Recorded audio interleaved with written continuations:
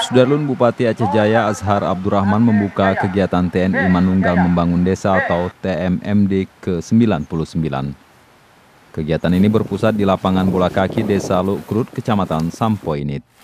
Di Aceh Jaya, TMMD akan diutamakan pada pembukaan badan jalan sepanjang 3 km dari Desa Menasa Kulam ke Blangmonlung, Kecamatan Sampoinit. Harapannya agar memudahkan masyarakat mengangkut hasil kebun. 2 miliar ini tidak setimpal dengan nilai fisik, karena lebih besar nilai fisik.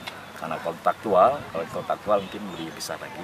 Tapi kalau bentuk kerja manual ini adalah lebih banyak hasilnya. Bayangkan satu jembatan saja yang ukuran 5 kali.